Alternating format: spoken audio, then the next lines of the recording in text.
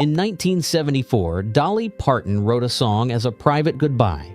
It was never meant to become a blockbuster hit, never meant to be covered by one of the greatest voices of all time, and definitely not meant to anchor the best-selling movie soundtrack in history. When my husband and I first got married, and she got a big crush on him, and I think he kind of had a crush on her. I know he was spending more time in the bank than we had money. And so I just kind of took that little bit of, like that other woman kind of thing.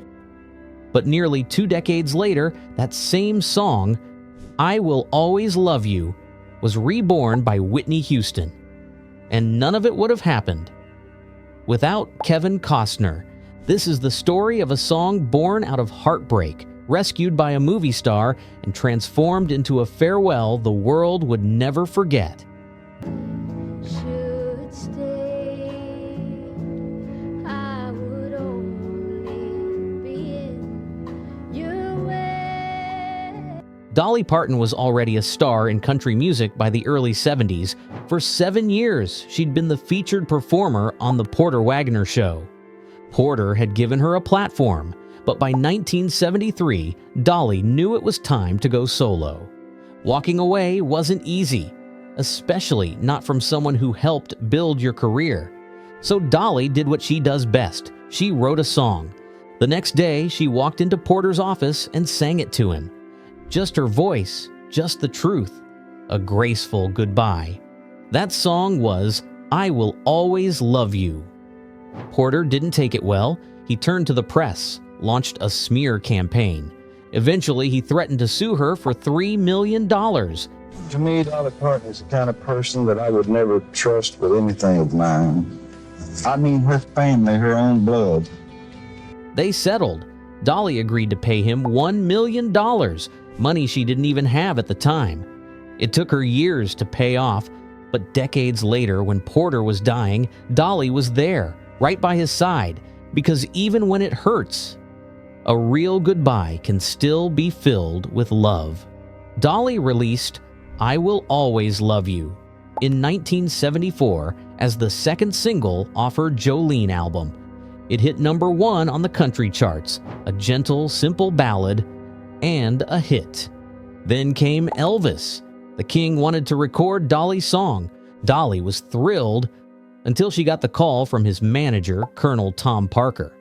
He said Elvis would only record the song if he got half the publishing rights. Half. Dolly was stunned. She couldn't give that away, not even to Elvis. Ready to record it. I'd told my friends and people that he was recording it, and they were in town to do the recording. They had invited me down to the session, and Colonel Tom Parker calls me the day before and says, now you do know that Elvis is recording your song, and you do know that Elvis don't record anything that he don't publish, or at least get half the publishing on. With a heavy heart, she said no. She later called it the hardest and smartest business decision she ever made. But that wasn't the end. In 1982, Dolly re-recorded I Will Always Love You for the film The Best Little Whorehouse in Texas. I would only be in your way. When I first recorded it, it was a #1 song for me in 1972 when I first wrote it. It hit #1 again. That made her the first artist to reach #1 twice with the same song. Then, in 1995, she recorded a third version, this time a duet with Vince Gill.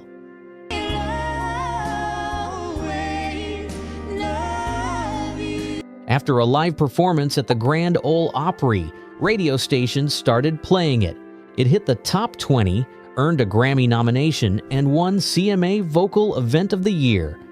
3 versions, 3 decades, still rising. But the biggest version of all hadn't happened yet. Meanwhile, in Hollywood, Kevin Costner had a passion project. A script called The Bodyguard had been bouncing around since the 70s. Costner loved it, and he knew exactly who he wanted as his co-star: Whitney Houston. At the time, Whitney wasn't an actress. She was touring, recording, booked solid. He had a script written by Larry Kasdan, written about 15 years ago, more than that, and that he was very interested in me playing the role of opposite him. But Costner believed in her, so much that he delayed the movie for a full year just to wait. Postponed the movie for a year because to wait for Whitney. When filming finally began, they needed a theme song. What becomes of the broken-hearted? But I sat in my studio and I did not one, but 2 demos of that song. Played the demos for her, and she would go, really? Do we really have to do this song? I mean, it's a nice song, but it's just not right for me, and I felt the same way. The first choice was What Becomes of the Brokenhearted. But before they could record it, a new version by Paul Young hit the charts. Kevin Costner right away, I said, Kevin, we can't do this song. Paul Young is about to have a hit with it. I mean, it's going to be crazy. And he goes, oh, geez. That song was suddenly off limits.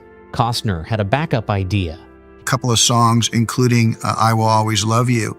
And I had known that song and loved it. He remembered Dolly's song, I Will Always Love You. When Whitney first heard it, she wasn't impressed. She said, it's a nice song, but it's not for me. Dolly Parton song before, and I said, I went by it, because it was a country version, and I wasn't listening. Kevin brought it back to me in the trailer one day, and he said, I'm telling you, this is the song. Costner didn't let it go. He brought the song to her again, played it in her trailer, and something clicked. Then came Kevin's next idea, and it shocked everyone. He wanted Whitney to start the song completely a cappella. No music, no background, just her voice. David Foster, the producer, was skeptical. You can't start a record like that, he said. It'll never get played on the radio. But Kevin insisted. In the movie, he said, it starts a cappella, no compromise. Foster gave in for the film version, but he planned to add instrumentation to the official release. Then Clive Davis, head of Arista Records, heard the raw demo. Bizarre that Kevin Costner suggested it to Whitney, David Foster, and sent me the rough mix. And it did have the a cappella, and it was raw and it was haunting. It was haunting, stark, emotional, and that a cappella intro? It stopped him cold. He made the call. No changes. That was the version. The film hit theaters in 1992. The Bodyguard became a box office hit. But the soundtrack? It became the best-selling movie soundtrack of all time. And Whitney's version of I Will Always Love You. Driving at that time from my office in Nashville to my house in Pella, I thought, well, I thought, if I should stay? And it took a minute to realize. And then when it went into with the music part where she said, it was everywhere. People sang it at weddings, at funerals, on the radio, on stage. Even Dolly was stunned the first time she heard it. She was driving home in Nashville when it came on the radio. She said it nearly gave her a heart attack.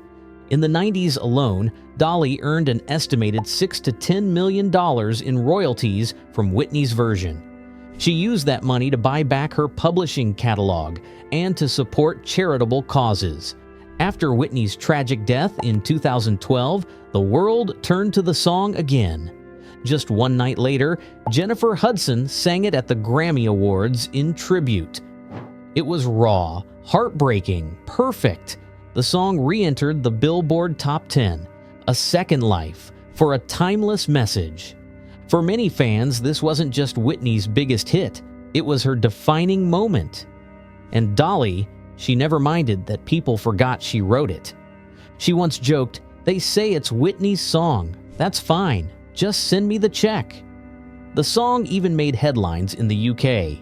In 1993, one woman was jailed after refusing to turn down her stereo. She'd been playing Whitney's version on loop, nonstop.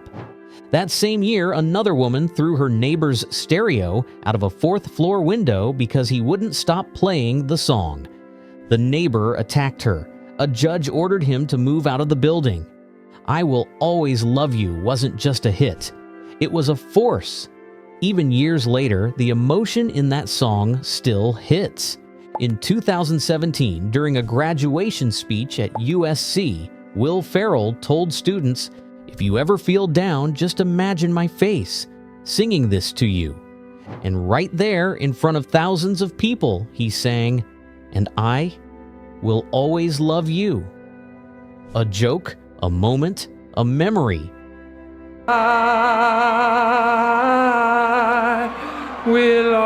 But it still worked. That phrase still carried weight. Because this song, born in a quiet office in 1973, had grown into something universal. It began as a goodbye between two artists. Dolly wrote it with love. Kevin saw its potential. And Whitney, she made it eternal. One song, three legends, and a farewell that belongs to everyone now. If you love this story, don't miss our episode on Queen's Another One Bites the Dust, the biggest hit they almost didn't release. And tell us, what song should we explore next? This is Track Tales, where every great song has a greater story.